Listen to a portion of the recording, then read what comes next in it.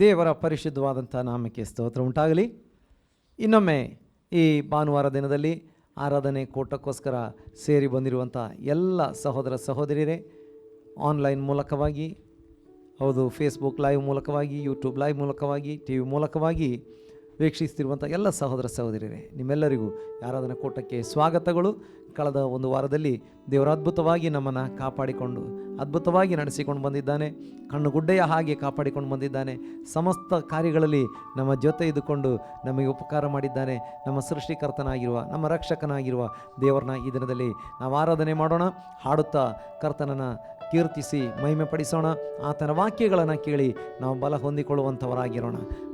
ಕರ್ತನ ಕರಗಳಿಗೆ ಒಪ್ಪಿಸಿಕೊಟ್ಕೊಂಡು ಪ್ರಾರ್ಥನೆಯೊಂದಿಗೆ ಈ ಆರಾಧನಾ ಕೂಟವನ್ನು ನಾವು ಪ್ರಾರಂಭಿಸೋಣ. ಮಹಾಪರಿಶುದ್ಧನಾಗಿರುವ ನಮ್ಮ ಪರಲೋಕದ ತಂದೆಯಾದ ದೇವರೇ, ಜೀವವುಳ್ಳ ದೇವರೇ, ಸತ್ಯ ದೇವರೇ, ಅಪ್ಪ, ನಾವು ನಿನ್ನನ್ನು ಕೊಂಡಾಡ್ತಾ ಇದ್ದೇವೆ, ನಾವು ನಿನ್ನನ್ನು ಆರಾಧಿಸ್ತಾ ಇದ್ದೇವೆ. ನೂತನ ವಾರವನ್ನು ನಮಗೆ ದಯಪಾಲಿಸಿದಿ. ವಾರದ ಪ್ರಥಮ ದಿನದಲ್ಲಿ ಇನ್ನೊಮ್ಮೆ ನಿನ್ನ ಪಾದಗಳ ಬಳಿಗೆ ಆರಾಧನೆಗೋಸ್ಕರ ಸೇರಿ ಬರುವಂತೆ ಸಹಾಯ ಮಾಡಿದ್ದಿ. ಎಲ್ಲ ನಿನ್ನ ಉಪಕಾರಕ್ಕಾಗಿ ಸ್ತೋತ್ರ. ಕಳೆದ ವಾರದಲ್ಲೆಲ್ಲ ನಮ್ಮ ಸಂಗಡ ಇದ್ದಿದ್ದಕ್ಕಾಗಿ ಸ್ತೋತ್ರ ಸ್ವಾಮಿ. ನಮಗೆ ಬೇಕಾದದ್ದನ್ನೆಲ್ಲ ನೀನು ಪೂರೈಸುತ್ತಾ ಬಂದದ್ದಕ್ಕಾಗಿ ಅಪ್ಪ, ನಾವು ನಿನಗೆ ಸ್ತೋತ್ರ ಮಾಡ್ತಾ ಇದ್ದೇವೆ. ಈ ದಿನದಲ್ಲಿ ಸ್ವಾಮಿ, ನಿನ್ನನ್ನು ಹಾಡುವಂತೆ, ಸ್ತುತಿಸುವಂತೆ, ಕೊಂಡಾಡುವಂತೆ, ನಿನ್ನ ವಾಕ್ಯಗಳನ್ನು ಕೇಳಿ ಬಲ ಹೊಂದಿಕೊಳ್ಳುವಂತೆ ನಿನ್ನ ಪರಿಶುದ್ಧ ಕರಗಳಿಗೆ ಒಪ್ಪಿಸಿಕೊಡ್ತಾ ಇದ್ದೇನೆ. ಅಪ್ಪ, ಇವತ್ತು ಆರಾಧನಾ ಕೂಟದಲ್ಲಿ ಭಾಗವಹಿಸ್ತಿರುವಂಥ, ಆನ್ಲೈನ್ ಮೂಲಕ, ಟಿ ವಿ ಮೂಲಕ ವೀಕ್ಷಿಸ್ತಿರುವಂಥ ಅಪ್ಪ, ಪ್ರತಿಯೊಬ್ಬೊಬ್ಬರ ಜೀವನದಲ್ಲಿ ದೈವಿಕ ಬಿಡುಗಡೆ ಉಂಟಾಗಬೇಕು ಸ್ವಾಮಿ. ಹಾಗೆ ಕರ್ತನೆ, ಆರಾಧನಾ ತಂಡವನ್ನು ಕೂಡ ನಿನ್ನ ಕರಗಳಿಗೆ ಒಪ್ಪಿಸಿಕೊಡ್ತಾ ಇದ್ದೇನೆ. ಎಲ್ಲ ಕಾರ್ಯಗಳನ್ನು ನಿನ್ನ ಪರಿಶುದ್ಧ ಕರಗಳಿಗೆ ಒಪ್ಪಿಸಿ ನಿನ್ನ ಆಶೀರ್ವಾದಕ್ಕಾಗಿ, ನಿಯಂತ್ರಣಕ್ಕಾಗಿ ಒಪ್ಪಿಸಿ ಸ್ತೋತ್ರ ಮಾಡ್ತಾ ಇದ್ದೇನೆ. ಎಲ್ಲ ಮಹಿಮೆ, ಘನತೆ, ಸ್ತೋತ್ರ, ಆರಾಧನೆ ನಿನಗುಂಟಾಗಲಿ. ಯೇಸು ಕ್ರಿಸ್ತನ ನಾಮದಲ್ಲಿ ತಂದೆ, ಆಮೇನ್. ದೇವರ ಪರಿಶುದ್ಧವಾದಂಥ ನಾಮಕ್ಕೆ ಸ್ತೋತ್ರ ಉಂಟಾಗಲಿ. ಕೆಲವು ಸ್ತುತಿ ಗೀತೆಗಳನ್ನು ಹಾಡುತ್ತಾ ದೇವರನ್ನ ನಾವು ಆರಾಧಿಸುವಂಥವರಾಗಿರೋಣ.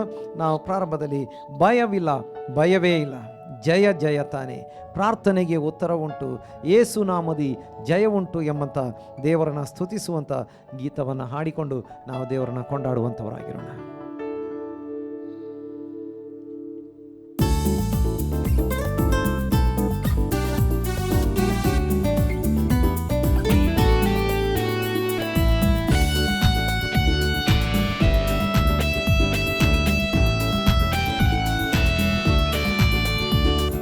ಭಯವಿಲ್ಲ, ಭಯವೇ ಇಲ್ಲ, ಜಯ ಜಯ ತಾನೇ. ಭಯವಿಲ್ಲ, ಭಯವೇ ಇಲ್ಲ, ಜಯ ಜಯ ತಾನೇ. ಪ್ರಾರ್ಥನೆಗೆ ಉತ್ತರ ಉಂಟು, ಯೇಸು ನಾಮದಿ ಜಯ ಉಂಟು. ಪ್ರಾರ್ಥನೆಗೆ ಉತ್ತರ ಉಂಟು, ಯೇಸು ನಾಮದಿ ಜಯ ಉಂಟು. ಯೇಸು ನಾಮದಿ ಜಯ ಉಂಟು. ಯೇಸು ನಾಮದಿ ಜಯ ಉಂಟು. ಭಯವಿಲ್ಲ, ಭಯವೇ ಇಲ್ಲ, ಜಯ ಜಯ ತಾನೇ. ಭಯವಿಲ್ಲ, ಭಯವೇ ಇಲ್ಲ, ಜಯ ಜಯ ತಾನೇ. ಅಬ್ರಹಾಮನ ದೇವರು ನನ್ನೊಂದಿಗೆ ಇರುವ, ಆಶೀರ್ವದಿಸುವರು, ಅಭಿವೃದ್ಧಿ ನೀಡುವರು. ಅಬ್ರಹಾಮನ ದೇವರು ನನ್ನೊಂದಿಗೆ ಇರುವ, ಆಶೀರ್ವದಿಸುವರು, ಅಭಿವೃದ್ಧಿ ನೀಡುವರು. ಜಯ ಹೊಂದುವೆ ಯೇಸು ನಾಮದಿ, ಜಯ ಹೊಂದುವೆ ಯೇಸು ನಾಮದಿ. ಸೋಲು ನನಗೆ ಇಲ್ಲ, ನಾನು ಸೋತು ಹೋಗುತ್ತಿಲ್ಲ. ಸೋಲು ನನಗೆ ಇಲ್ಲ, ನಾನು ಸೋತು ಹೋಗುತ್ತಿಲ್ಲ. ಜಯ ಉಂಟು, ಜಯ ಉಂಟು ಯೇಸು ನಾಮದಲ್ಲಿ, ಯೇಸು ನಾಮದಲ್ಲಿ. ಜಯ ಉಂಟು, ಜಯ ಉಂಟು ಯೇಸು ನಾಮದಲ್ಲಿ, ಯೇಸು ನಾಮದಲ್ಲಿ. ಭಯವಿಲ್ಲ, ಭಯವೇ ಇಲ್ಲ, ಜಯ ಜಯ ತಾನೇ. ಭಯ ಭಯವಿಲ್ಲ ಭಯವೇ ಇಲ್ಲ, ಜಯ ಜಯ ತಾನೇ. ಹೃದಯ ಬಯಸಿದನು ನನಗೆ ನೀಡುವನು, ನನ್ನ ತವಕ ಎಲ್ಲವನು ಬೇಗ ಪೂರೈಸುವ. ಹೃದಯ ಬಯಸಿದನು ನನಗೆ ನೀಡುವನು, ನನ್ನ ತವಕ ಎಲ್ಲವನು ಬೇಗ ಪೂರೈಸುವ. ಜಯ ಹೊಂದುವೆ ಯೇಸು ನಾಮದಿ, ಜಯ ಹೊಂದುವೆ ಯೇಸು ನಾಮದಿ. ಸೋಲು ನನಗೆ ಇಲ್ಲ, ನಾನು ಸೋತು ಹೋಗೋದಿಲ್ಲ. ಸೋಲು ನನಗೆ ಇಲ್ಲ, ನಾನು ಸೋತು ಹೋಗೋದಿಲ್ಲ. ಜಯ ಉಂಟು ಜಯ ಉಂಟು ಯೇಸು ನಾಮದಲ್ಲಿ, ಯೇಸು ನಾಮದಲ್ಲಿ. ಜಯ ಉಂಟು ಜಯ ಉಂಟು ಯೇಸು ನಾಮದಲ್ಲಿ, ಯೇಸು ನಾಮದಲ್ಲಿ. ಭಯವಿಲ್ಲ ಭಯವೇ ಇಲ್ಲ, ಜಯ ಜಯ ತಾನೇ. ಭಯವಿಲ್ಲ ಭಯವೇ ಇಲ್ಲ, ಜಯ ಜಯ ತಾನೇ. ವಿರೋಧವಾಗಿರುವವರು ನನ್ನ ಪಕ್ಷ ಸೇರುವರು, ರಕ್ಷಕನನ್ನೊಳಗೆ ಅದನಿಲು ಕಾಯುವುದು. ವಿರೋಧವಾಗಿರುವವರು ನನ್ನ ಪಕ್ಷ ಸೇರುವರು, ರಕ್ಷಕನನ್ನೊಳಗೆ ಅದನಿಲು ಕಾಯುವುದು. ಜಯ ಹೊಂದುವೆ ಯೇಸು ನಾಮದಿ, ಜಯ ಹೊಂದುವೆ ಯೇಸು ನಾಮದಿ. ಸೋಲು ನನಗೆ ಇಲ್ಲ, ನಾನು ಸೋತು ಹೋಗೋದಿಲ್ಲ. ಸೋಲು ನನಗೆ ಇಲ್ಲ, ನಾನು ಸೋತು ಹೋಗೋದಿಲ್ಲ. ಜಯ ಉಂಟು ಜಯ ಉಂಟು ಯೇಸು ನಾಮದಲ್ಲಿ, ಯೇಸು ನಾಮದಲ್ಲಿ. ಜಯ ಉಂಟು ಜಯ ಉಂಟು ಯೇಸು ನಾಮದಲ್ಲಿ, ಯೇಸು ನಾಮದಲ್ಲಿ. ಭಯವಿಲ್ಲ ಭಯವೇ ಇಲ್ಲ, ಜಯ ಜಯ ತಾನೇ. ಓ ಭಯವಿಲ್ಲ ಭಯವೇ ಇಲ್ಲ, ಜಯ ಜಯ ತಾನೇ. ಭಯವಿಲ್ಲ ಭಯವಿಲ್ಲ, ಜಯ ಜಯ ತಾನೇ. ಪ್ರಾರ್ಥನೆಗೆ ಉತ್ತರ ಉಂಟು ಯೇಸು ನಾಮದಿ, ಜಯ ಉಂಟು. ಹೌದು, ಪ್ರಾರ್ಥನೆಗೆ ಉತ್ತರ ಉಂಟು ಯೇಸುವಿನ ನಾಮದಲ್ಲಿ. ಜಯ ಉಂಟು ಯೇಸು ನಾಮದಿ, ಜಯ ಉಂಟು ಯೇಸು ನಾಮದಿ, ಜಯ ಉಂಟು ಯೇಸು ನಾಮದಿ, ಜಯ ಉಂಟು ಯೇಸು ನಾಮದಿ, ಜಯ ಉಂಟು. Hallelujah hallelujah hallelujah. ರಬ ಶಂಕಲ ರಿಖ ದುರ ಬಲ ರಬ. ಆಮೇಲೆ ಯೇಸುವಿನ ನಾಮದಲ್ಲಿ ಆಮೇಲೆ ನಮಗೆ ಜಯ ಉಂಟು, ಪ್ರಾರ್ಥನೆಗೆ ಉತ್ತರ ಉಂಟು. ಆಮೇಲೆ ವಿರೋಧವಾಗಿರುವಂತಹ ಸಂಗತಿಗಳನ್ನು ನಮಗೆ ಅನುಕೂಲ ಮಾಡಿ ಕೊಡುವಂಥ ದೇವರಾಗಿದ್ದಾನೆ ನಮ್ಮ ದೇವರು. ಅಬ್ರಹಾಮನ ದೇವರಾಗಿದ್ದಾನೆ, ಆಶೀರ್ವದಿಸುವ ದೇವರಾಗಿದ್ದಾನೆ, ಅಭಿಷೇಕ ಮಾಡುವಂಥ ದೇವರಾಗಿದ್ದಾನೆ. ಹಾಗಾಗಿ ನಮ್ಮ ಕರ್ತನ ಕರಗಳಿಗೆ ಒಪ್ಪಿಸಿಕೊಟ್ಕೊಂಡು ಒಂದು ಸುಂದರವಾದಂಥ, ಹೌದು ಬಹಳ ಆಳವಾದಂಥ, ಹೌದು ದೇವರನ್ನ ಸ್ತುತಿಸುವಂಥ ಅರ್ಥಗೊಳ್ಳುವಂಥ ಒಂದು ಹಿಂದಿ ಗೀತೆಯನ್ನು ಹಾಡಿಕೊಂಡು ನಾವು ದೇವರನ್ನ ಸ್ತುತಿಸಿ ಮಹಿಮೆ ಪಡಿಸೋಣ. ಗಿನ್ ಗಿನ್ ಕೆ ಸ್ತುತಿ ಕರು ಬೇಶುಮಾರ್ ತೆರೆ दानों के लिए, अब तक तूने संभाला मुझे अपनी बाहों में लिए हुए. ಹೌದು, ಸ್ತುತಿಸಿ ಸ್ತುತಿಸಿ ನಿನ್ನನ್ನು ಕೊಂಡಾಡುತ್ತೇನೆ ಎಂಬುದಾಗಿ.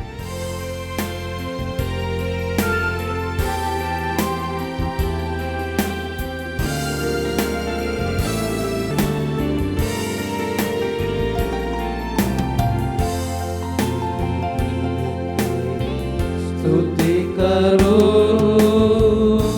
बेशुमार तेरे दानों के लिए। अब तक तूने संभाला मुझे, अपने बाहों में लिए हुए। अब तक तूने संभाला मुझे, अपने बाहों में लिए हुए। तेरे शत्रु का निशाना तुझ पर होगा ना सफल।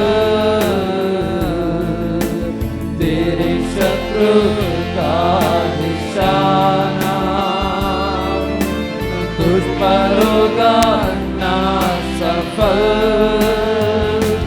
आंखों की पुतली जैसे वो रखेगा तुझे हर पल।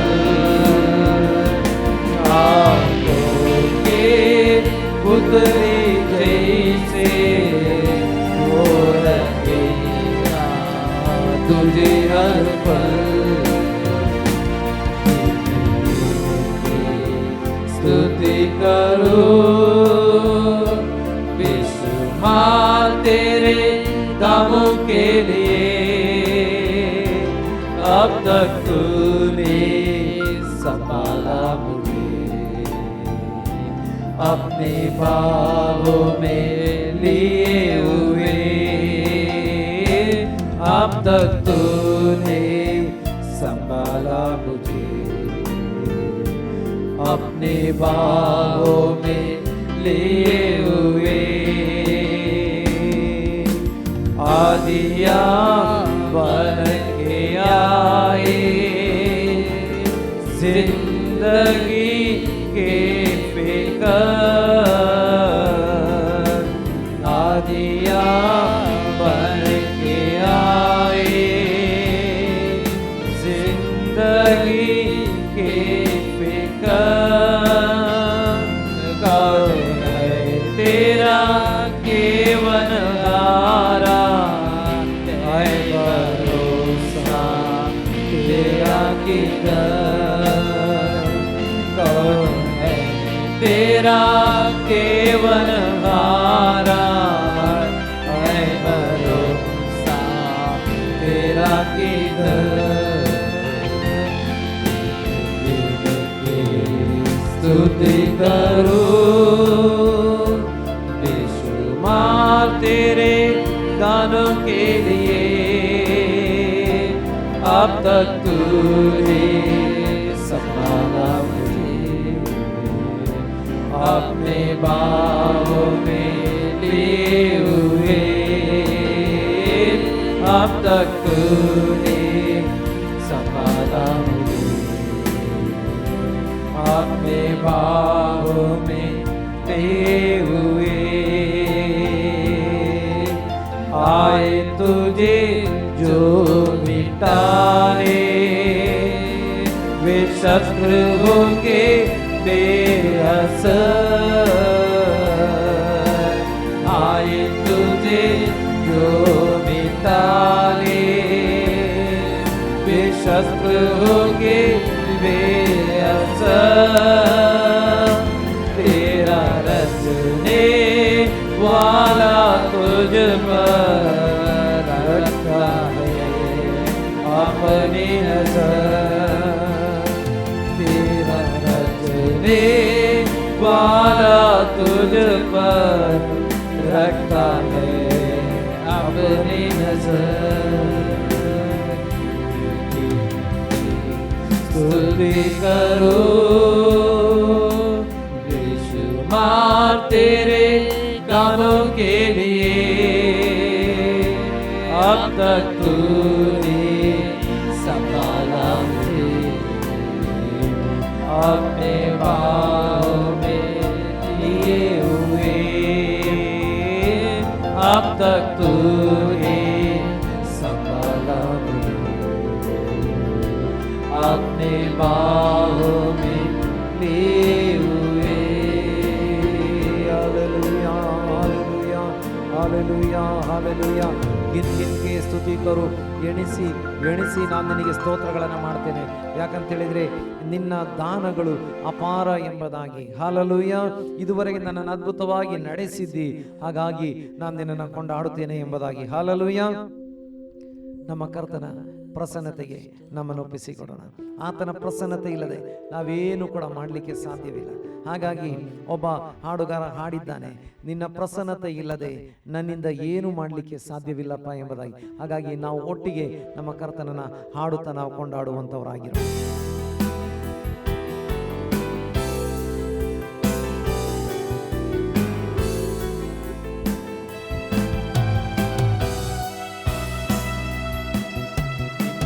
ಪ್ರಸನ್ನತೆ ಇಲ್ಲದೆ ನನ್ನಿಂದ ಏನು ಸಾಧ್ಯವಿಲ್ಲಪ್ಪ.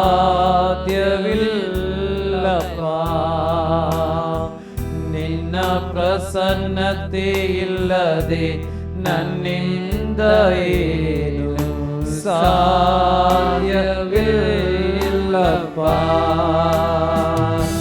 ನಿನ್ನ ಪ್ರಸನ್ನತೆ ಇಲ್ಲದೆ ನಾ ಬಾಳಲಾರೆನು.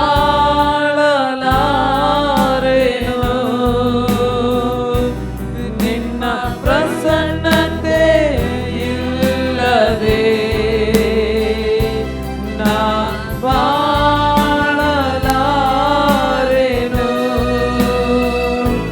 ನಿನ್ನ ಪ್ರಸನ್ನತೆ ಇಲ್ಲದೆ ನನ್ನಿಂದ ಏನು ಸಾಧ್ಯವಿಲ್ಲಪ್ಪ.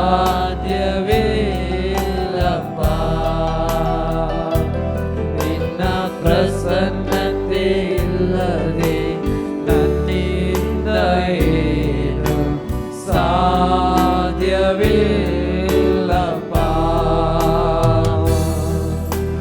ಮೋಶೆ ಕಂಡ ಸಮ್ಮುಖ ನಾನು ಕಾಣಬೇಕು. ಮೋಶೆ ಕಂಡ ಸಮ್ಮುಖ ನಾನು ಕಾಣಬೇಕು. ಬಂಡೆಯ ಬಿರುಕಲೇ ನನ್ನನ್ನು ನಿಲ್ಲಿಸು. ಬಂಡೆಯ ಬಿರುಕಲೇ ನನ್ನನ್ನು ನಿಲ್ಲಿಸು. ನಿನ್ನ ಸಮ್ಮುಖದಲ್ಲಿ ನಾ ಹಾಡುವೆನು. ನಿನ್ನ ಸಮ್ಮುಖದಲ್ಲಿ ನಾ ಸ್ತುತಿಸುವೆನು.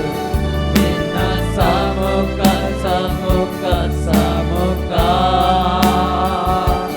ನಿನ್ನ ಸಮ್ಮುಖ ಸಮ್ಮುಖ ಸಮ್ಮುಖ.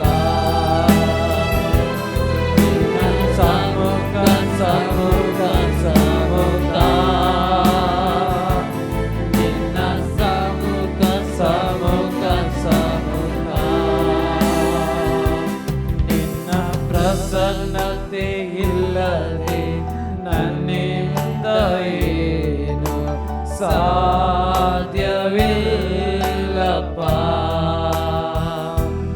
ನಿನ್ನ ಪ್ರಸನ್ನತೆ ಇಲ್ಲದೆ ನನ್ನಿಂದ ಏನು ಸಾಧ್ಯವಿಲ್ಲಪ್ಪ.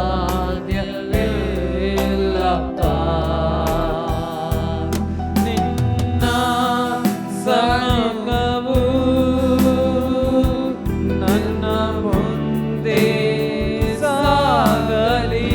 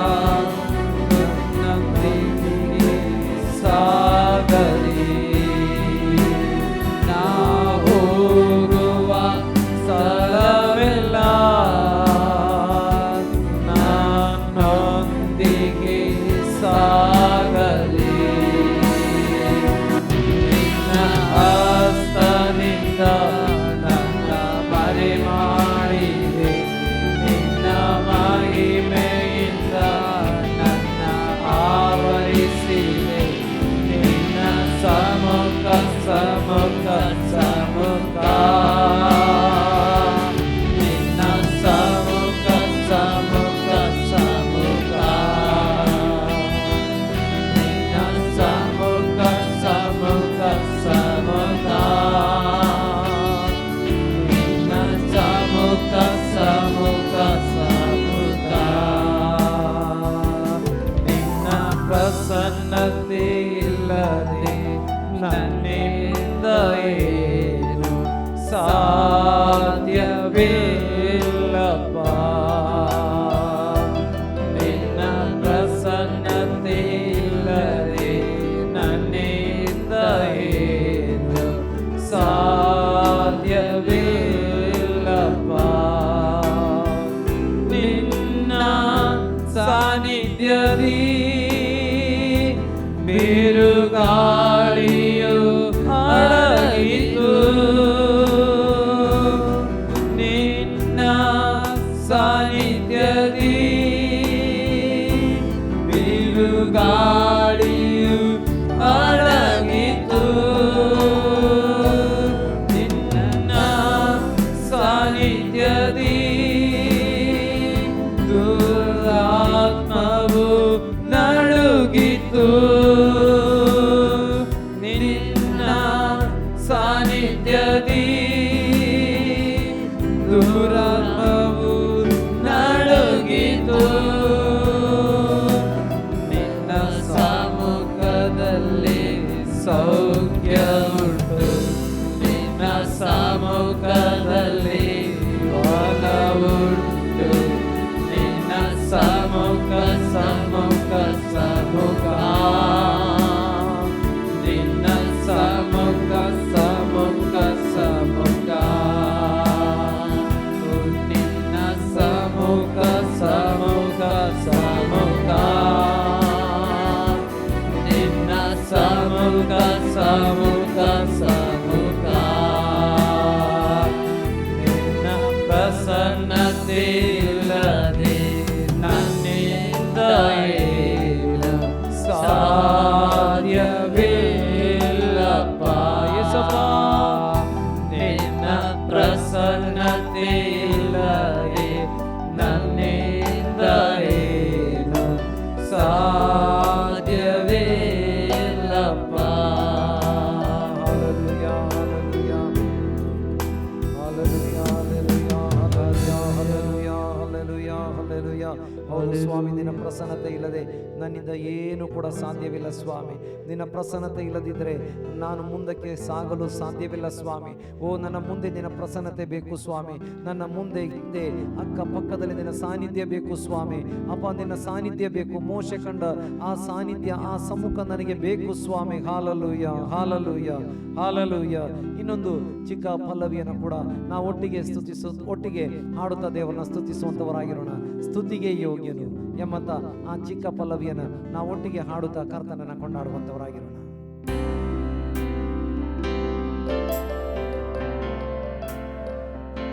ಸ್ತುತಿಗೆ ಯೋಗ್ಯನು ಮಹಿಮೆ ನಿನಗೆ ನನ್ನ ಕರಗಳನ್ನೆತ್ತಿದ್ದು ನಿನ್ನನ್ನೇ ಆರಾಧಿಸುವೆ ಸ್ತುತಿಗೆ ಯೋಗ್ಯನು ಮಹಿಮೆ ನಿನಗೆ ನನ್ನ ಕರಗಳನ್ನೆತ್ತಿದ್ದು ನಿನ್ನನ್ನೇ ಆರಾಧಿಸುವೆ ನೀ ಉನ್ನತ ಅದ್ಭುತವ ಮಾಡುವೆ ನಿನ್ನ ಹಾಗೆ ಯಾರುವಿಲ್ಲ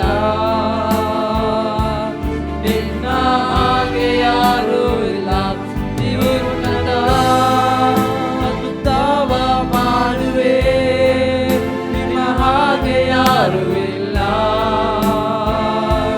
ನಿನ್ನ ಹಾಗೆ ಯಾರು ಇಲ್ಲ ನಿನ್ನ ಹಾಗೆ ಯಾರು ಇಲ್ಲ ಸ್ತುತಿಗೆ ಯೋಗ್ಯನು ಮಹಿಮೆ ನಿನಗೆ ನನ್ನ ಕರಗಳನ್ನೆತ್ತಿದ್ದು ನಿಮ್ಮನ್ನೇ ಆರಾಧಿಸುವೆ ಸ್ತುತಿಗೆ ಯೋಗ್ಯನು ಮಹಿಮೆ ನಿನಗೆ ನನ್ನ ಕರಗಳನ್ನೆತ್ತಿದ್ದು ನಿಮ್ಮನ್ನೇ ಆರಾಧಿಸುವೆ ಯೇಸುವೆ ನೀ ಉನ್ನತ, ಅದ್ಭುತ ಮಾಡುವೆ, ನಿನ್ನ ಹಾಗೆ ಯಾರು ಇಲ್ಲ, ನಿನ್ನ ಹಾಗೆ ಯಾರು ಇಲ್ಲ, ನೀ ಉನ್ನತ, ಅದ್ಭುತ ಮಾಡುವೆ, ನಿನ್ನ ಹಾಗೆ ಯಾರು ಇಲ್ಲ, ನಿನ್ನ ಹಾಗೆ ಯಾರು ಇಲ್ಲ, ನಿನ್ನ ಹಾಗೆ ಯಾರು ಇಲ್ಲ.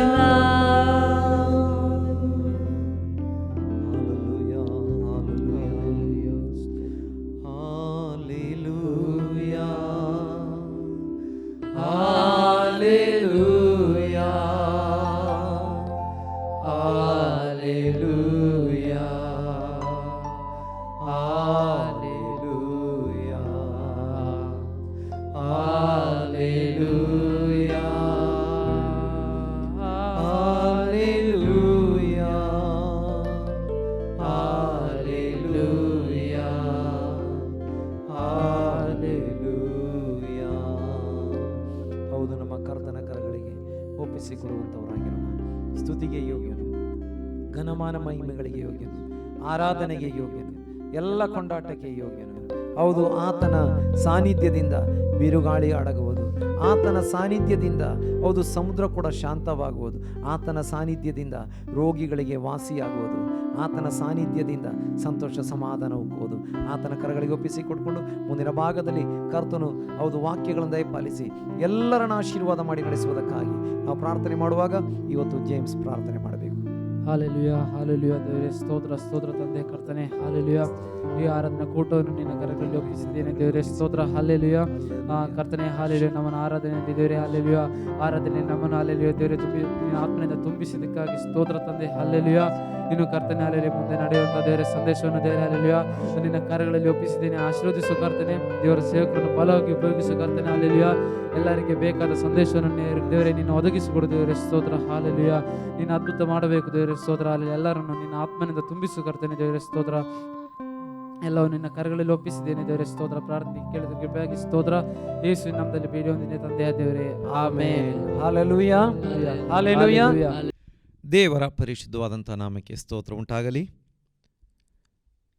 ಈ ದಿನದಲ್ಲಿ ಆರಾಧನಾ ಕೂಟಕ್ಕೆ ಸೇರಿ ಬಂದಿರುವಂಥ ಎಲ್ಲರಿಗೆ ಮತ್ತೊಮ್ಮೆ ಯೇಸು ಕ್ರಿಸ್ತನ ಪರಿಶುದ್ಧವಾದಂಥ ನಾಮದಲ್ಲಿ ವಂದನೆಗಳನ್ನು ತಿಳಿಸ್ತಾ ಇದ್ದೇನೆ.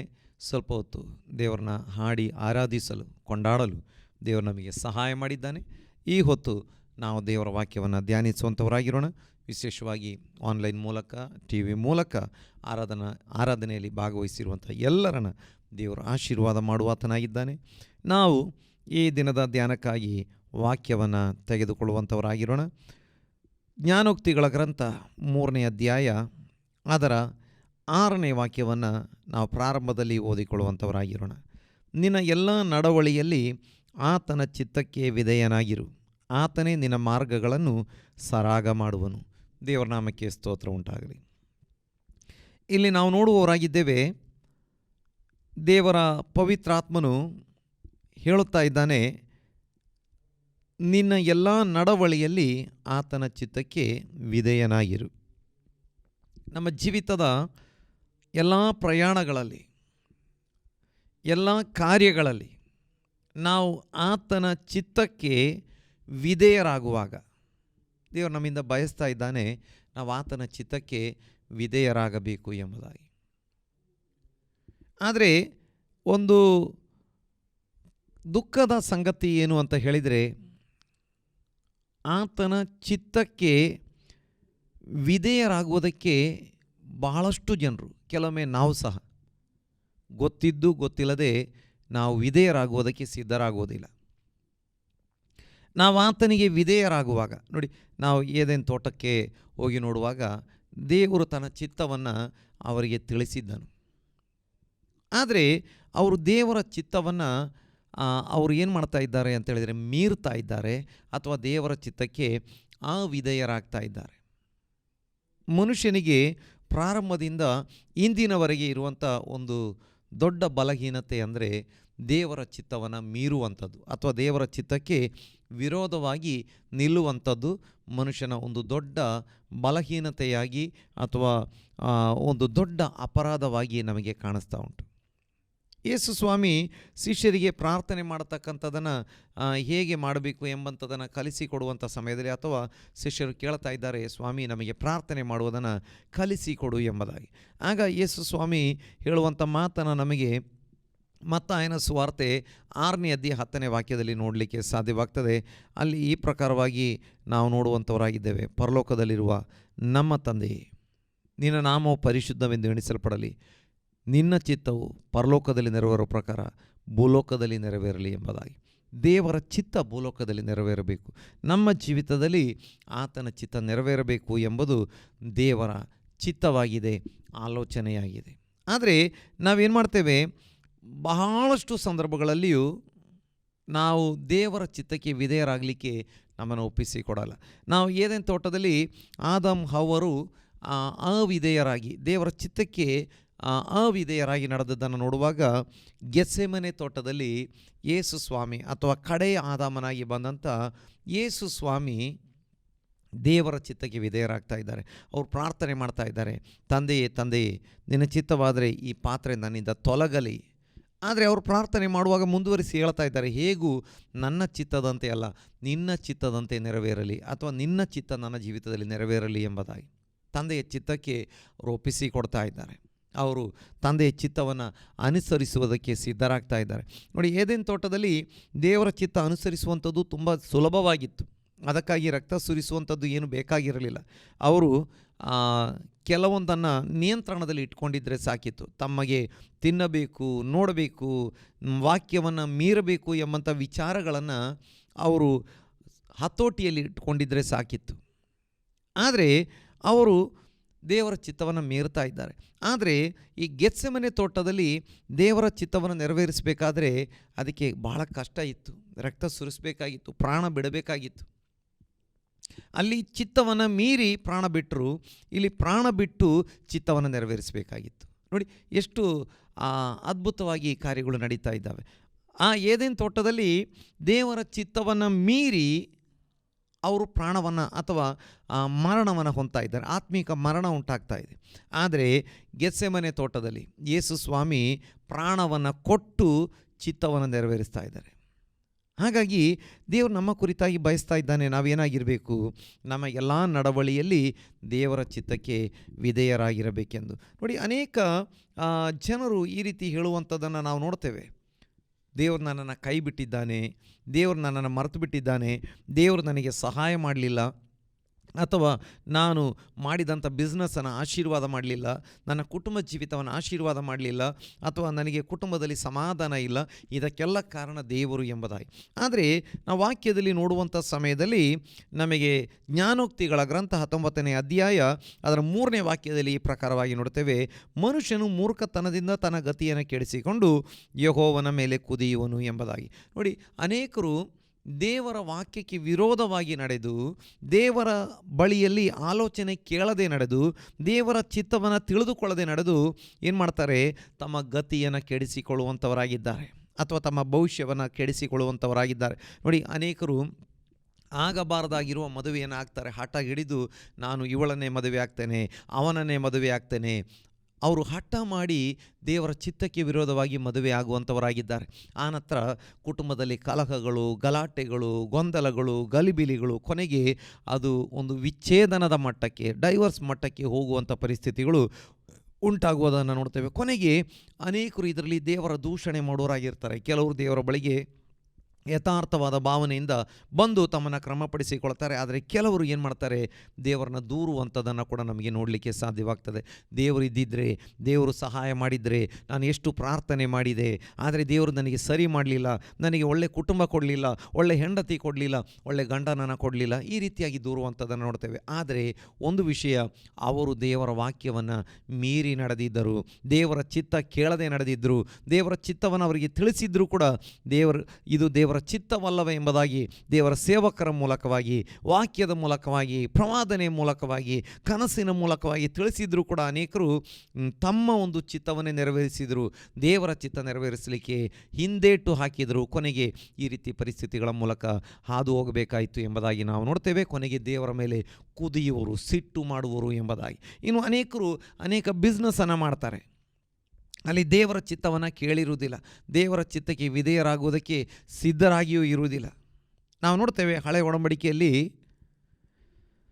ಅನೇಕರು, ನಾವು ಯೆರೆಮೀಯನ ಗ್ರಂಥದಲ್ಲಿ ನೋಡ್ತೇವೆ, ನೆಬೂಕದ್ನೆಚ್ಚರನ ಕೈಯಿಂದ ತಪ್ಪಿಸಿಕೊಂಡಂಥ ಅನೇಕ ಇಸ್ರಾಯೇಲ್ಯರು, ಕೆಲವು ಸೇನಾಪತಿಗಳು, ಜನರು ಬಂದು ಯೆರೆಮೀಯನ ಬಳಿ ಕೇಳ್ತಾರೆ, ಪ್ರವಾದಿಗಳೇ, ನಮಗೆ ಇಸ್ರಾಯೇಲ್ ದೇಶದಲ್ಲಿ ಉಳಿಯುವಂಥದ್ರಲ್ಲಿ ನಮಗೆ ಹೆದರಿಕೆ ಉಂಟು.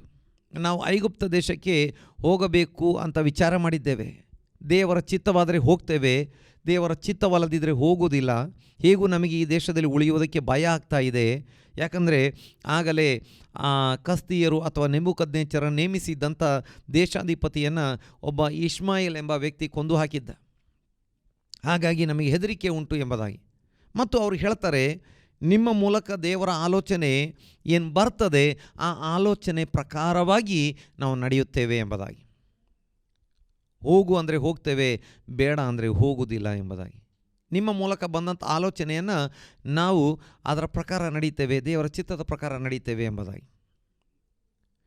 ನೋಡಿ, ಕೆಲವೊಮ್ಮೆ ದೇವರ ಆಲೋಚನೆ, ದೇವರ ಚಿತ್ತ ಅದೇ ದಿನ ಗೊತ್ತಾಗ್ಬೋದು, ನಾವು ಬೇಡಿಕೊಂಡ ಕೂಡಲೇ ಗೊತ್ತಾಗ್ಬೋದು. ಕೆಲವೊಮ್ಮೆ ಅದಕ್ಕೆ ದಿವಸಗಳು, ಅನೇಕ ದಿವಸಗಳು ಹಿಡಿಯಬಹುದು. ಕೆಲವೊಮ್ಮೆ 10 ದಿನ ಹಿಡಿಬೋದು, ಕೆಲವೊಮ್ಮೆ ತಿಂಗಳಾಗಬಹುದು, ಕೆಲವೊಮ್ಮೆ ವರ್ಷ ಆಗ್ಬೋದು, ಕೆಲವೊಮ್ಮೆ ಇನ್ನೂ ಹೆಚ್ಚು ವರ್ಷಗಳಾಗಬಹುದು. ನಾವು ನಮ್ಮ ಸಮಯ ಎಂಬುದಾಗಿ ವಿಚಾರ ಮಾಡಿರ್ತೇವೆ. ಆದರೆ ದೇವರು ತನ್ನ ಸಮಯದಲ್ಲಿ, ಸರಿಯಾದ ಸಮಯದಲ್ಲಿ ತನ್ನ ಚಿತ್ತವನ್ನು ನಮಗೆ ತೋರಿಸಿಕೊಡುವಾತನಾಗಿದ್ದಾನೆ, ತಿಳಿಸಿಕೊಡುವಾತನಾಗಿದ್ದಾನೆ, ಮಾತನಾಡುವಾತನಾಗಿದ್ದಾನೆ. ಕೊನೆಗೆ 10 ದಿನಗಳ ನಂತರ ಯೆರೆಮೀಯನಿಗೆ ದೇವರ ಆಲೋಚನೆ ಸಿಗ್ತಾ ಇದೆ. ದೇವರು ಆಲೋಚನೆ ಹೇಳ್ತಾರೆ, ಅಥವಾ ಯೆರೆಮೀಯ ದೇವರಾತ್ಮನಿಂದ ಪ್ರೇರಿತನಾಗಿ ಆಲೋಚನೆ ಹೇಳುತ್ತಿದ್ದಾನೆ, ನೀವು ಐಗುಪ್ತಕ್ಕೆ ಹೋಗಬಾರದು, ಇಸ್ರಾಯೇಲ್ ದೇಶದಲ್ಲಿ ಉಳಿಯಬೇಕು. ನೀವು ಭಯಪಡುವಂಥ ಇಷ್ಮಾಯೇಲ್ಯರ, ನೀವು ಭಯಪಡುವಂಥ ಆ ಕಸ್ದೀಯರ ಕತ್ತಿಗೆ ಭಯಪಡಬೇಕಾಗಿಲ್ಲ, ಅಥವಾ ಆ ನೆಬೂಕದ್ನೆಚ್ಚರನಿಂದ ನೀವು ಭಯಪಡಬೇಕಾಗಿಲ್ಲ. ದೇವರು ನಿಮ್ಮನ್ನು ಕಾಪಾಡ್ತಾರೆ.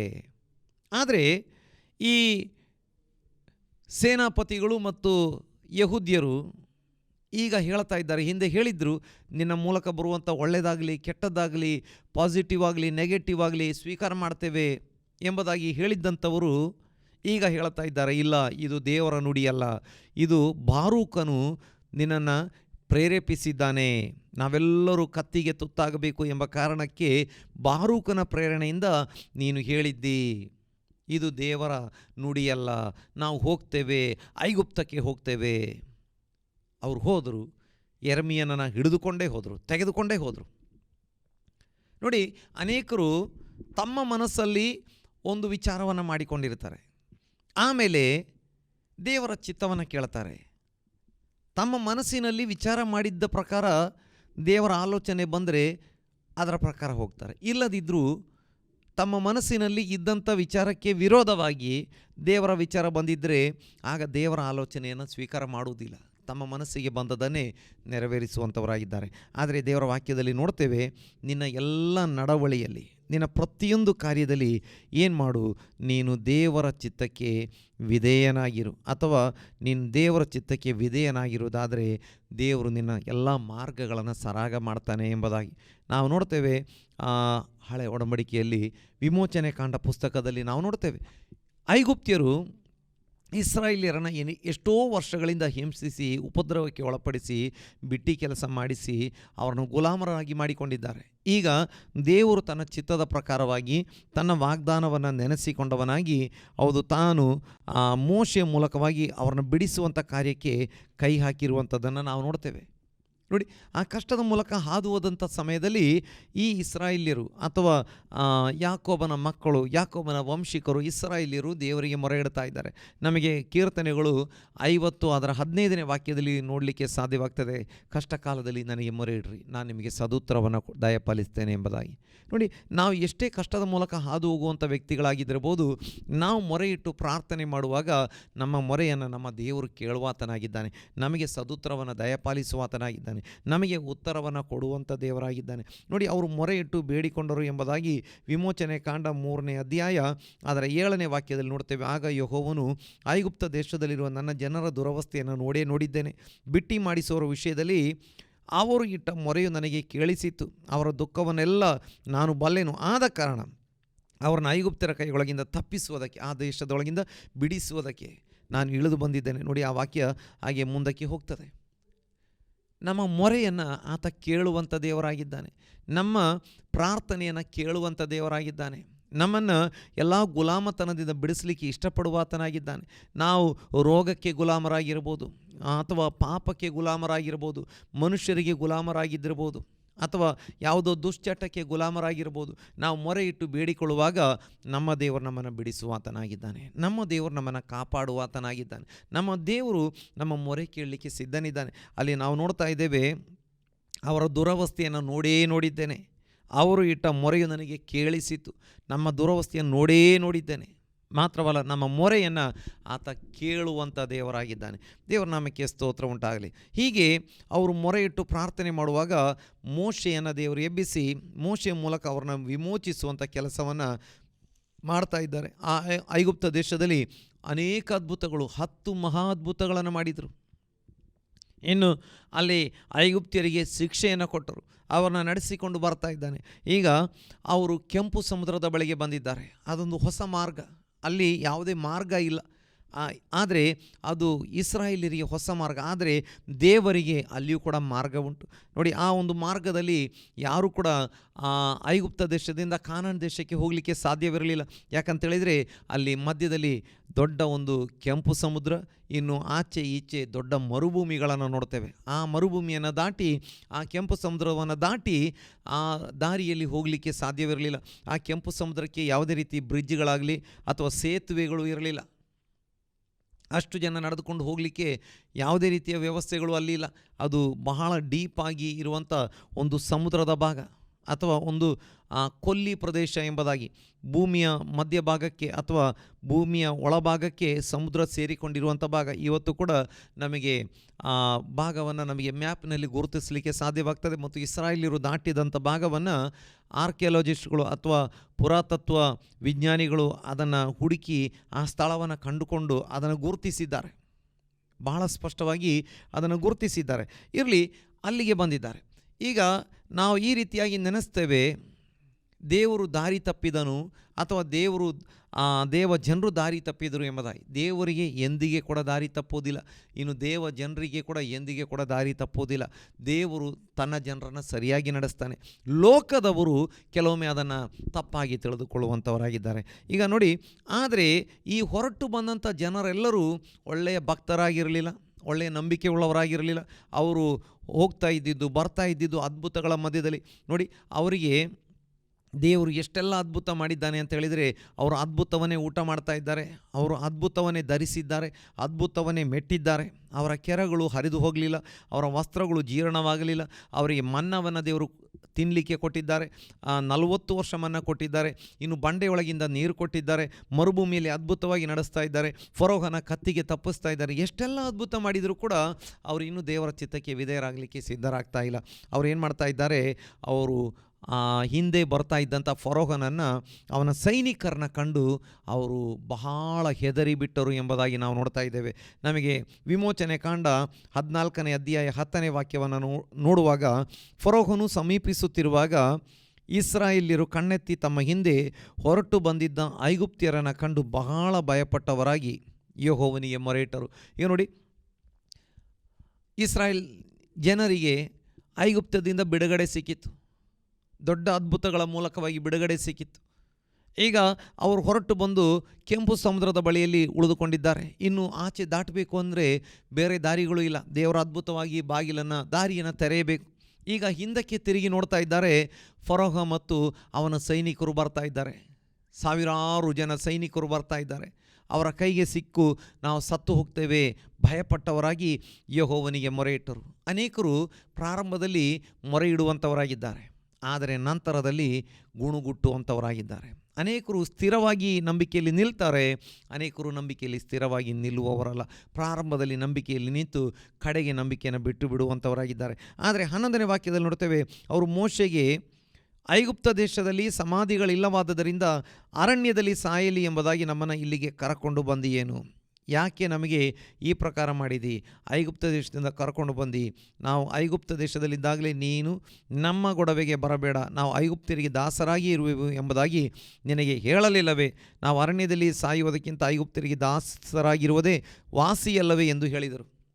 ನೋಡಿ, ಮೊದಲು ಮೊರೆ ಇಟ್ಟಂಥ ಈ ಜನ ನಂತರ ಗುಣಗುಟ್ಟಿ ಅವರು ಮೋಶೆಗೆ ವಿರುದ್ಧವಾಗಿ ಮಾತನಾಡ್ತಾ ಇದ್ದಾರೆ. ನೀನು ಯಾಕೆ ನಮ್ಮನ್ನು ಇಲ್ಲಿಗೆ ಕರೆದುಕೊಂಡು ಬಂದಿದ್ದಿ? ಯಾಕೆ ನಮ್ಮನ್ನು ಇಲ್ಲಿಗೆ ಕರೆದುಕೊಂಡು ಬಂದು ಈ ಅರಣ್ಯದಲ್ಲಿ ಅಥವಾ ಈ ಮರಳುಗಾಡಿನಲ್ಲಿ ನಮ್ಮನ್ನು ಸಾಯಿಸುತ್ತಿ? ನಮಗೆ ಆ ಐಗುಪ್ತದಲ್ಲಿ ಸಮಾಧಿಗಳಿರಲಿಲ್ಲವೇ? ಹೌದು, ಇಲ್ಲಿ ನಮ್ಮನ್ನು ಯಾಕೆ ಕರ್ಕೊಂಡು ಬಂದಿದ್ದಿ? ನಾವು ಅಲ್ಲಿ ಅವರಿಗೆ ದಾಸರಾಗಿ ಇರ್ತೇವೆ ಅಂತ ನಿನಗೆ ಆ ಐಗುಪ್ತ ದೇಶದಲ್ಲಿದ್ದಾಗಲೇ ಹೇಳಲಿಲ್ಲವೇ ಎಂಬುದಾಗಿ ಕೇಳ್ತಾ ಇದ್ದಾರೆ. ಗುಣಗುಡ್ತಾ ಇದ್ದಾರೆ, ಜಗಳ ಮಾಡ್ತಾ ಇದ್ದಾರೆ. ಮೊದಲು ಮೊರೆ ಇಟ್ಟಂಥವರು ಈಗ ಗುಣಗುಡ್ತಾ ಇದ್ದಾರೆ.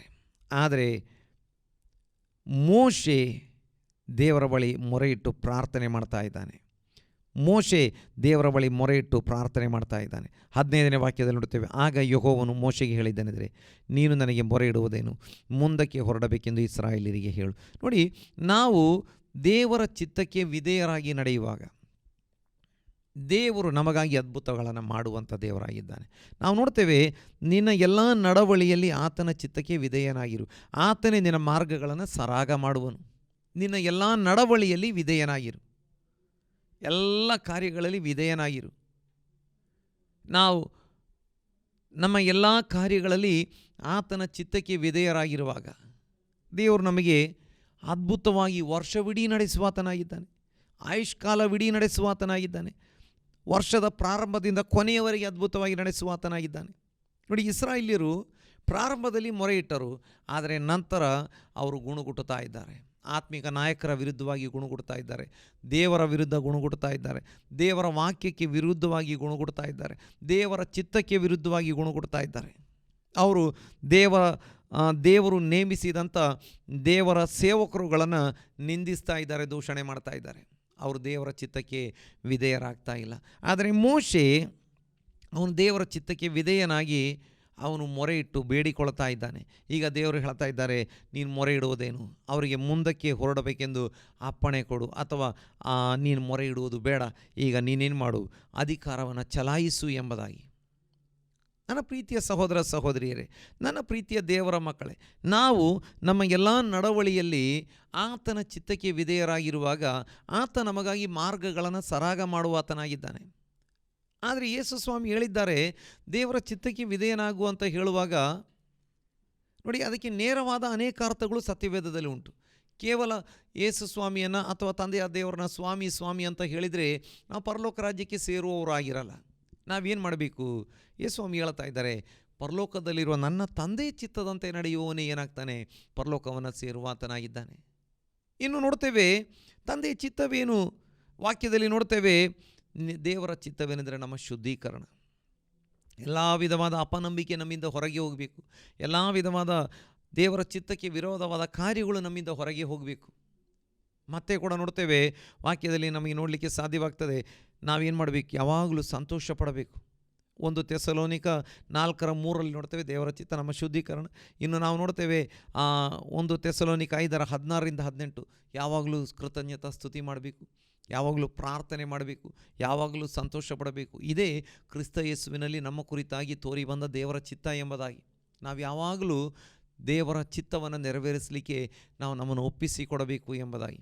ಮತ್ತು ನಾವು ನಮ್ಮ ಪ್ರತಿಯೊಂದು ನಡವಳಿಕೆಯಲ್ಲಿ, ನಮ್ಮ ಪ್ರತಿಯೊಂದು ವ್ಯವಹಾರಗಳಲ್ಲಿ, ಪ್ರತಿಯೊಂದು ನಿರ್ಧಾರಗಳಲ್ಲಿ, ಪ್ರತಿಯೊಂದು ಕವಲುದಾರಿಯ ಸಂದರ್ಭಗಳಲ್ಲಿ ನಾವೇನು ಮಾಡಬೇಕು? ನಮ್ಮನ್ನು ದೇವರ ಚಿತ್ತಕ್ಕೆ ಒಪ್ಪಿಸಿಕೊಡಬೇಕು. ಇನ್ನು ಏನಾಗ್ತದೆ, ಲೋಕದ ಪ್ರಯಾಣದಲ್ಲಿ ಪ್ರತಿದಿನ, ಪ್ರತಿ ತಿಂಗಳು, ಪ್ರತಿ ವಾರ ಅಥವಾ ಪ್ರತಿ ವರ್ಷ, ಪ್ರತಿಯೊಂದು ಕಾರ್ಯಗಳಲ್ಲಿ, ಪ್ರತಿಯೊಂದು ನಿರ್ಧಾರಗಳಲ್ಲಿ ಏನಾಗ್ತದೆ, ನಮಗೆ ಯಾವ ನಿರ್ಧಾರ ಮಾಡಬೇಕು ಗೊತ್ತಿರುವುದಿಲ್ಲ, ಹೇಗೆ ನಿರ್ಧಾರ ಮಾಡಬೇಕು ನಮಗೆ ಗೊತ್ತಿರುವುದಿಲ್ಲ.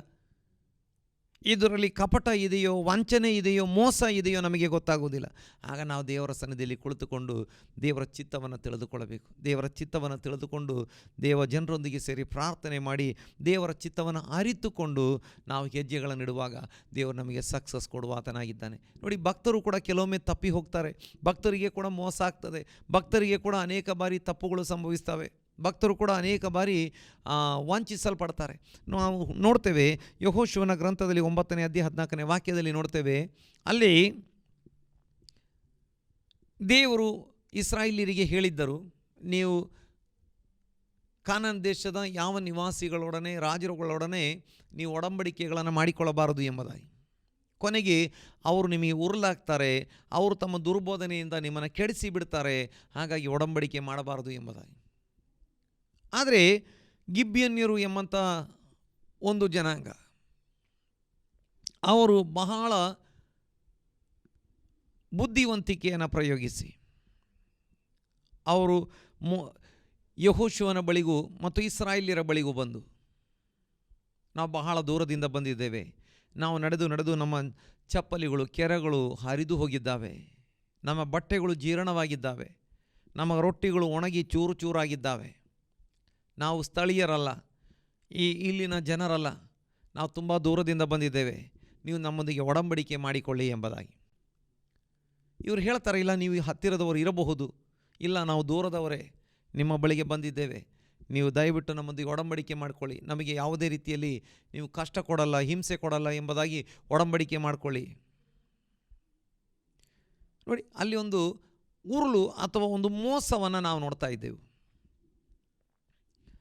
ಈಗ ಅವರು ತಂದಂಥ ದ್ರಾಕ್ಷಾರಸ, ರೊಟ್ಟಿಯ ಚೂರುಗಳನ್ನೆಲ್ಲ ನೋಡಿ, ಅವರ ಬಟ್ಟೆ, ಅವರ ಕೆರೆಗಳನ್ನು ನೋಡಿ, ಅಥವಾ ಇನ್ನೊಂದು ರೀತಿಯಲ್ಲಿ ಹೇಳ್ಬೋದು, ಅವರ ಹೊರಗಡೆಯ ಒಂದು ಔಟ್ಲುಕ್ ಅಥವಾ ಅವರ ಒಂದು ತೋರಿಕೆಯನ್ನು ನೋಡಿ ಒಡಂಬಡಿಕೆ ಮಾಡಿಕೊಂಡ್ರು. ಅಲ್ಲಿ ವಾಕ್ಯದಲ್ಲಿ ನೋಡ್ತೇವೆ, ಆದರೆ ಯೆಹೋವನನ್ನು ವಿಚಾರಿಸಲಿಲ್ಲ ಎಂಬುದಾಗಿ. ಒಂದು ವೇಳೆ ದೇವರೇ, ಇವರು ಎಂಥವರು, ಯಾರು, ಇವರೊಂದಿಗೆ ನಾವು ಒಡಂಬಡಿಕೆ ಮಾಡಿಕೊಳ್ಳಲಿಕ್ಕೆ ಆಗುತ್ತಾ, ಆಗುವುದಿಲ್ಲವಾ, ಇವರು ನಿಜವಾಗಿ ಯಥಾರ್ಥರ, ಏನು ಕಪಟಿಗಳ, ವಂಚಕರ, ದೇವರ ಬಳಿ ಕೇಳಿದರೆ ಖಂಡಿತವಾಗಿ ದೇವರವರಿಗೆ ಉತ್ತರ ಕೊಡ್ತಾ ಇದ್ದನು ಎಂಬುದಾಗಿ. ಆದರೆ ನಂತರ ಅವರು ನಿಜವಾಗಿ ಪಶ್ಚಾತ್ತಾಪ ಪಟ್ಟರು, ಹಾಗಾಗಿ ಅವರಿಗೆ ಅದರಿಂದ ಬಿಡುಗಡೆ ಸಿಗ್ತದೆ, ದೇವರು ಅದ್ಭುತವಾಗಿ ಕಾಪಾಡ್ತಾರೆ. ಆದರೆ ನಾವು ದೇವರ ಸನ್ನಿಧಿಯಲ್ಲಿ ಪ್ರತಿಯೊಂದನ್ನು ವಿಚಾರಣೆ ಮಾಡುವಾಗ ದೇವರು ನಮ್ಮನ್ನು ಅದ್ಭುತವಾಗಿ ಈ ಎಲ್ಲ ವಂಚನೆಗಳಿಂದ ಕಾಪಾಡಿ ನಡೆಸುವಾತನಾಗಿದ್ದಾನೆ. ನಾವು ನೋಡ್ತೇವೆ, ನಾವು ಯೆಶಾಯನ ಪ್ರವಾದನೆ ಗ್ರಂಥದಲ್ಲಿ ನಾವು ನೋಡ್ತೇವೆ, ನಮ್ಮ ದೇವರು ನಮಗೋಸ್ಕರ ಮುಂದೆ ಹೋಗ್ತಾನೆ, ಎಲ್ಲ ದಿಣ್ಣೆಗಳನ್ನು ಸಮ ಮಾಡ್ತಾನೆ, ತಾಮ್ರದ ಕದಗಳನ್ನು ಒಡೆದು ಹಾಕ್ತಾನೆ.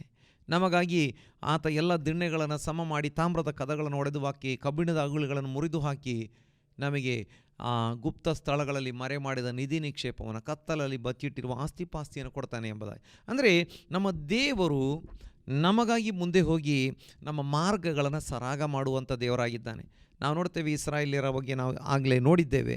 ಅವರು ಐಗುಪ್ತದಿಂದ ಹೊರಟು ಬಂದಾಗ ಹಗಲು ಮೇಘಸ್ತಂಭವಾಗಿ, ರಾತ್ರಿ ಅಗ್ನಿಸ್ತಂಭವಾಗಿ ಅವರ ಸಂಗಡ ಇದ್ದು ಅವರಿಗೆ ದಾರಿ ತೋರಿಸಿದ್ದಾನೆ. ಹಾಗಾಗಿ ನಾವು ನಮ್ಮ ದೇವರ ಚಿತ್ತಕ್ಕೆ ನಾವು ವಿಧೇಯರಾಗುವಾಗ, ನಮ್ಮನ್ನು ಸೃಷ್ಟಿಸಿದ, ನಮ್ಮನ್ನು ರಕ್ಷಿಸಿದ ದೇವರ ಚಿತ್ತಕ್ಕೆ ವಿಧೇಯರಾಗುವುದಕ್ಕೆ ನಮ್ಮನ್ನು ಒಪ್ಪಿಸಿಕೊಡುವಾಗ ಆತ ನಮ್ಮ ಮಾರ್ಗಗಳನ್ನು ಸರಾಗ ಮಾಡುವ ದೇವರಾಗಿದ್ದಾನೆ. ಆತ ನಮ್ಮ ಹಾದಿಗಳನ್ನು ನೆಟ್ಟಗೆ ಮಾಡುವಂಥ ದೇವರಾಗಿದ್ದಾನೆ. ಆತ ನಮಗಾಗಿ ಅದ್ಭುತಗಳನ್ನು ಮಾಡುವಂಥ ದೇವರಾಗಿದ್ದಾನೆ. ನನ್ನ ಪ್ರೀತಿಯ ಸಹೋದರ, ನನ್ನ ಪ್ರೀತಿಯ ಸಹೋದರಿ, ಹೌದು, ಒಂದು ವೇಳೆ ಮುಚ್ಚಲ್ಪಟ್ಟ ದಾರಿಯ ಥರ ಪರಿಸ್ಥಿತಿಗಳಿರಬಹುದು, ಹೌದು, ಅನೇಕ ಅಡೆತಡೆಗಳು, ಬ್ಲಾಕ್ಗಳು ಇರುವಂಥ ರೀತಿಯ ಪರಿಸ್ಥಿತಿಗಳು ನಮ್ಮ ದಾರಿಯಲ್ಲಿ, ನಮ್ಮ ಭವಿಷ್ಯದಲ್ಲಿ ಮುಂದೆ ನಮಗೆ ಕಾಣಿಸ್ತಾ ಇರಬಹುದು. ನಮಗೆ ಮುಂದಕ್ಕೆ ಹೋಗಲಿಕ್ಕೆ ಆಗಲ್ಲ ಎಂಬ ರೀತಿಯ ಪರಿಸ್ಥಿತಿಗಳಿರಬಹುದು. ಆದರೆ ಅದರಿಂದ ಬಿಡುಗಡೆ ಉಂಟು. ಖಂಡಿತವಾಗಿ ದೇವರು ನಮಗಾಗಿ ಮಾರ್ಗಗಳನ್ನು ತೆರೆದುಕೊಡುವಾತನಾಗಿದ್ದಾನೆ. ಮುಚ್ಚಲ್ಪಟ್ಟಿರೋ ಬಾಗಿಲುಗಳನ್ನು ತೆರೆದುಕೊಡುವಾತನಾಗಿದ್ದಾನೆ. ಎಲ್ಲ ಅಡೆತಡೆಗಳನ್ನು ನೀಗಿಸುವಾತನಾಗಿದ್ದಾನೆ. ಆದರೆ ನಾವೇನು ಮಾಡಬೇಕು? ಆತನ ಚಿತ್ತಕ್ಕೆ ವಿಧೇಯರಾಗಿದ್ದು ಕಾದಿದ್ದು ಪ್ರಾರ್ಥನೆ ಮಾಡುವಾಗ ನಮಗಾಗಿ ಅದ್ಭುತ ಮಾಡ್ತಾನೆ. ದೇವರ ವಾಕ್ಯದಲ್ಲಿ ನಾವು ನೋಡ್ತೇವೆ, ಹೌದು, ನಾವು ವಾಗ್ದಾನದ ಫಲಗಳನ್ನು ಹೊಂದಿಕೊಳ್ಳಬೇಕಾದರೆ, ದೇವರ ಚಿತ್ತವನ್ನು ನೆರವೇರಿಸಿ ವಾಗ್ದಾನದ ಫಲಗಳನ್ನು ಹೊಂದಿಕೊಳ್ಳಬೇಕಾದರೆ ನಮಗೆ ತಾಳ್ಮೆ ಬೇಕು. ನಾವು ತಾಳ್ಮೆಯಿಂದ ಕಾದಿದ್ದು ಪ್ರಾರ್ಥನೆ ಮಾಡುವಾಗ ದೇವರು ನಮಗಾಗಿ ಎಲ್ಲ ಮಾರ್ಗಗಳನ್ನು ಸರಾಗ ಮಾಡಿಕೊಡ್ತಾನೆ. ಹೌದು, ಅಸಾಧ್ಯಗಳನ್ನು ಸಾಧ್ಯ ಮಾಡ್ತಾನೆ.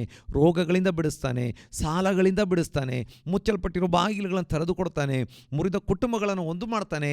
ಅದ್ಭುತ ಮಾಡುವ ದೇವರಾಗಿದ್ದಾನೆ. ಹಾಗಾಗಿ ಆತನ ಕರಗಳಲ್ಲಿ ಒಪ್ಪಿಸಿಕೊಡೋಣ.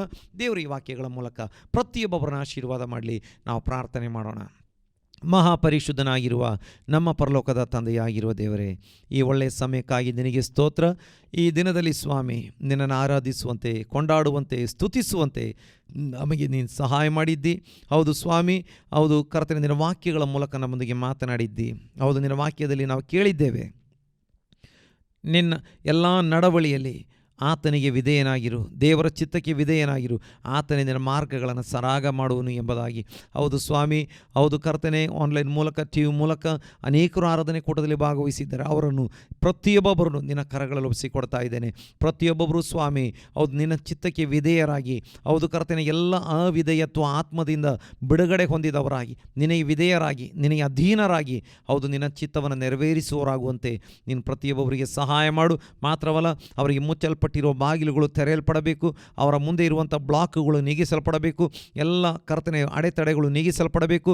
ಅವರಿಗಾಗಿ ನಿನ್ನ ಅದ್ಭುತಗಳನ್ನು ಮಾಡಿ ಅವರಿಗೆ ನಿನ್ನ ಅದ್ಭುತದ ಆಶೀರ್ವಾದಗಳನ್ನು ಒದಗಿಸಿಕೊಡು ಸ್ವಾಮಿ. ಅಪ್ಪ ಕರ್ತನೆ, ಅವರ ಮಾರ್ಗಗಳನ್ನು ನೀನು ಸರಾಗ ಮಾಡುವ ದೇವರಾಗಿರುವುದಕ್ಕಾಗಿ ನಾವು ನಿನಗೆ ಸ್ತೋತ್ರ ಮಾಡುವವರಾಗಿದ್ದೇವೆ. ನಿನ್ನ ಪರಿಶುದ್ಧವಾದ ಕರಗಳಲ್ಲಿ ನಿನ್ನ ಮಕ್ಕಳನ್ನು ಒಪ್ಪಿಸಿಕೊಡುವವರಾಗಿದ್ದೇನೆ ಸ್ವಾಮಿ. ಹೌದು ಕರ್ತನೆ, ಎಲ್ಲ ರೋಗದ ಕಟ್ಟುಗಳಿಂದ, ಎಲ್ಲ ಸಾಲದ ಹೊರೆಗಳಿಂದ ನೀನು ಬಿಡಿಸು. ಹೌದು ಸ್ವಾಮಿ, ಅಪ್ಪ ನಿನ್ನ ವಾಕ್ಯದಲ್ಲಿ ನಾವು ಓದುತ್ತೇವೆ, ಹೌದು ನಿನಗಿರುವ ಶಕ್ತಿ ಕೊಂಚವಾಗಿದ್ದರೂ ನೀನು ನನಗೆ ಸೇರಿದವನಲ್ಲವೆಂದು ಹೇಳದೆ ನನ್ನ ವಾಕ್ಯವನ್ನು ಕಾಪಾಡಿದ್ರಿಂದ ನಾನು ನಿನಗಾಗಿ ಒಂದು ಬಾಗಿಲನ್ನು ತೆರೆದಿಟ್ಟಿದ್ದೇನೆ ಎಂಬುದಾಗಿ. ಹೌದು ಸ್ವಾಮಿ, ನಿನ್ನ ವಾಕ್ಯವನ್ನು ಕಾಪಾಡುವ ಪ್ರತಿಯೊಬ್ಬೊಬ್ಬರಿಗೋಸ್ಕರ ನೀನು ಆಶೀರ್ವಾದದ ಬಾಗಿಲನ್ನು ತೆರೆದಿಟ್ಟಂಥ ದೇವರಾಗಿದ್ದಿ. ನೀನು ಆಶೀರ್ವಾದಿಸಿ ನಡೆಸು. ನಿನ್ನ ಕರಗಳಲ್ಲಿ ನಿನ್ನ ಮಕ್ಕಳನ್ನು ಒಪ್ಪಿಸಿದ್ದೇನೆ. ನೀನು ಪ್ರಾರ್ಥನೆ ಕೇಳಿದ್ದಿ ಸ್ವಾಮಿ. ಸೇರಿ ಬಂದಿರುವಂಥ ಎಲ್ಲರನ್ನ ಆನ್ಲೈನ್ ಮೂಲಕ, ಟಿವಿ ಮೂಲಕ ಆರಾಧನೆ ಕೂಟದಲ್ಲಿ ಭಾಗವಹಿಸಿರು ಪ್ರತಿಯೊಬ್ಬೊಬ್ಬರನ್ನ ಆಶೀರ್ವಾದ ಮಾಡು. ಹಾಗೆ ಕರ್ತನೆ, ಈ ದಿನದಲ್ಲಿ ನಿನ್ನನ್ನು ಹಾಡಿ ಸ್ತುತಿಸಿ ಆರಾಧಿಸಿ ಕೊಂಡಾಡುವಂತೆ ಸಹಾಯ ಮಾಡಿದ್ದಿ. ಈ ವಾರದಲ್ಲಿ ನಿನ್ನ ಬರುವಿಕೆ ಆಗಿದ್ದರೆ ನಾವು ನಿನ್ನೊಂದಿಗಿರಬೇಕು. ನಿನ್ನ ಬರುವಿಕೆಗೆ ಸಮಯ ಇರುವುದಾದರೆ ತಿರುಗಿ ನಾವು ಒಟ್ಟಿಗೆ ಸೇರಿ ಆರಾಧನೆ ಮಾಡಲಿಕ್ಕೆ ಸಹಾಯ ಮಾಡು. ಎಲ್ಲ ಘನಮಾನ ಮಹಿಮೆಯಿಂದ ಉಂಟಾಗಲಿ. ಅಪ್ಪ, ನಿನ್ನ ಬರುವಿಕೆಯವರೆಗೆ ನಿನ್ನ ಮಕ್ಕಳೆಲ್ಲರನ್ನ ಕಾದು ಕಾಪಾಡಿ ಅವರ ಕೆಲಸ ಕಾರ್ಯ, ಉದ್ಯೋಗ, ಆರೋಗ್ಯ, ಕುಟುಂಬ ಜೀವಿತ ಪ್ರತಿಯೊಂದರಲ್ಲಿ ಅದ್ಭುತವಾಗಿ ನಡೆಸು. ಪ್ರಾರ್ಥನೆ ಕೇಳಿದ್ದಿ, ಸ್ತೋತ್ರ. ಯೇಸು ಕ್ರಿಸ್ತನ ನಾಮದಲ್ಲಿ ಪ್ರಾರ್ಥಿಸಿ ಹೊಂದಿಕೊಂಡಿದ್ದೇವೆ ಪರಲೋಕದ ತಂದೆಯೇ. ಆಮೇನ್, ಆಮೇನ್. ನಾವು ಅಂತ್ಯ ಆಶೀರ್ವಾದ ಹೊಂದಿಕೊಳ್ಳೋಣ. ನಮ್ಮ ತಂದೆಯಾಗಿರುವ ದೇವರ ಪ್ರೀತಿಯು, ಕರ್ತನಾಗಿರುವ ಯೇಸು ಕ್ರಿಸ್ತನ ಕೃಪೆಯು, ಪವಿತ್ರಾತ್ಮನ ಅನ್ಯೋನ್ಯತೆಯು ಸೇರಿ ಬಂದಿರುವ ಪ್ರತಿಯೊಬ್ಬೊಬ್ಬರೊಂದಿಗೆ, ಲೋಕದಲ್ಲಿರುವ ಎಲ್ಲ ದೇವ ಜನರೊಂದಿಗೆ ಯೇಸು ಕ್ರಿಸ್ತನ ಮರಳಿ ಬರೋಣದವರೆಗೆ ಯಾವಾಗಲೂ ಇರಲಿ. ಆಮೇನ್, ಆಮೇನ್.